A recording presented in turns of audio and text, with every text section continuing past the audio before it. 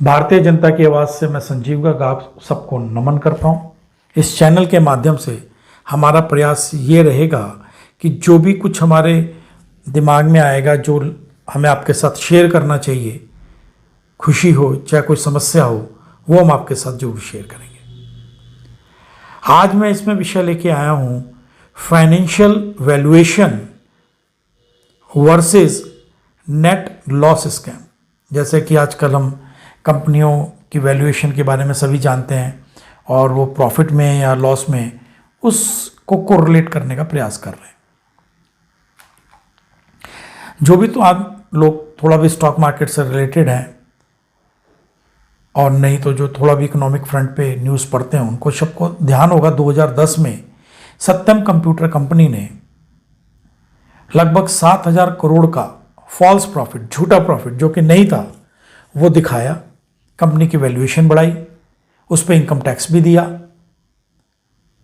वो बहुत बड़ा स्कैम निकला, जिसकी वजह से उनके चेयरमैन को अरेस्ट किया गया और कंपनी बंद हो गई, सेल हो गई आगे। वो एक इतिहास की बात है।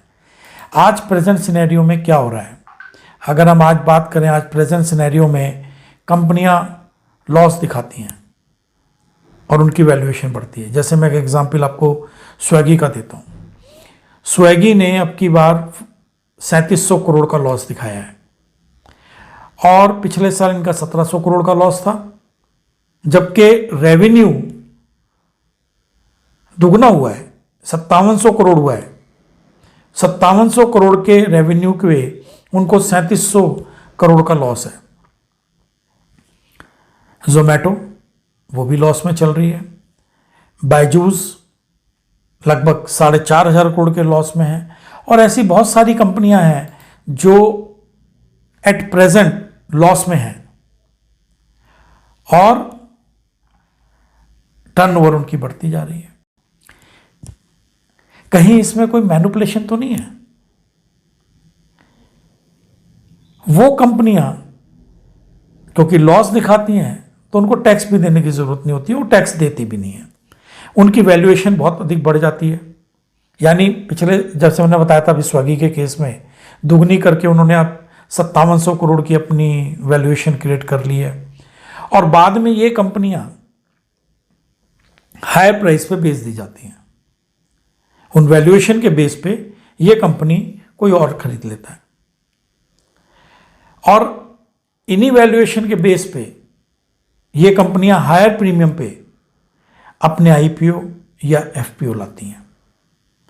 जैसे मैं एक एग्जांपल आपको पेटीएम का देता हूं।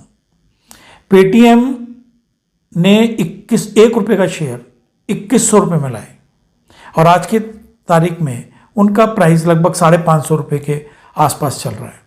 आईपीओ से लाभ ये हुआ कि वो loan free, debt free company हो गई। अब थोड़ा सा उन्होंने कुछ प्रॉफिट दिखाया है।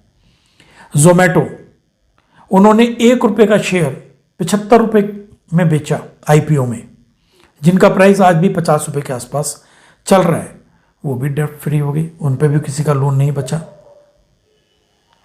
स्विगी इस वर्ष आईपीओ लाने में इंटरेस्टेड है। अगर सब कुछ ठीक ठाक रहा तो इस वर्ष वो आईपीओ लाएंगे। पहले जब कोई किसी को पैसे देता था तो एक वर्ड यूज होता था लोन। अब वो आजकल फंडिंग के नाम पे आ गया है कि सब कंपनियों को फंडिंग मिल गई है। स्टार्टअप प्रोजेक्ट में इसको फंडिंग वहां से मिल गया है, इसको फंडिंग फॉरेन कंट्री से मिल गया है, बैंक से मिल गया है। यहां पे समझने की बात यह है कि जो लोग लॉस मेकिंग कंपनी को फंडिंग कर रहे हैं वो सोर्सेस क्या हैं, उनके पीछे उनकी इंटेंशन क्या है कि वो लॉस मेकिंग कंपनी को एक अच्छा खासा फंडिंग कर रहे हैं, अच्छा खासा लोन प्रोवाइड कर रहे हैं। यहां पर एक अलर्ट की आवश्यकता आ जाती है, क्योंकि इस फंडिंग का सोर्स इलीगल भी हो सकता है, ब्लैक मनी भी हो सकता है और पता चलेगा कुछ समय के पश्चात शायद ये बहुत बड़ा स्कैम भी निकल जाए कि सब ये जो फंडिंग थी ये अपने आप में एक स्कैम है। अभी आपने रिसेंटली एक सेंसेशनल रिपोर्ट पढ़ी होगी हिंडनबर्ग की, जो अडानी ग्रुप से रिलेटेड आई और उस रिपोर्ट का धमाका ये हुआ कि जो Gautam Adani world rich list में 3rd पोजीशन पे थे, कुछ ही दिनों में, एक हफ्ते में वो 7th पे आ गए।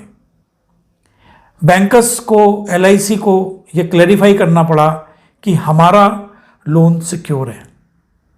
यहां विषय यह उठता है, बात रिपोर्ट सही है गलत है, क्या उस रिपोर्ट में लिखा है, पर क्या हम एक कागज के पत्तों की तरह अपनी रेपो को, अपनी कंपनी को लेके खड़े हैं जो एक रिपोर्ट से धराशायी हो गई?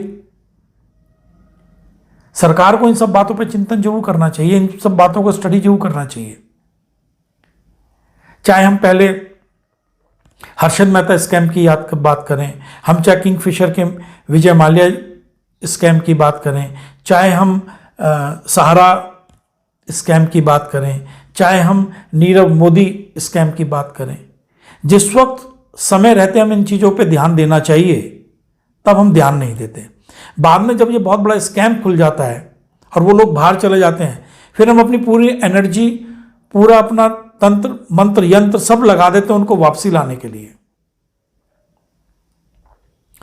और फिर हम उन्हें भगोड़ा भी कहते हैं। तो हमें यहां एक चीज जरूर समझनी चाहिए, ये खाली फाइनेंशियल स्कैम नहीं है, बाकी चीजों में भी अगर कोई चीज इनिशियल स्टेज में समझ में आ रही है तो हमें उसी स्टेज पे उसको प्लग करना चाहिए, उसको बंद करना चाहिए। बनस्पत बाद में हम सारी चीजों को जब उजागर होने के बाद हम उस स्कैम को एक हाईलाइट करें। इन्हीं सब विचारों के साथ मैं अपनी वाणी को विराम देता हूं,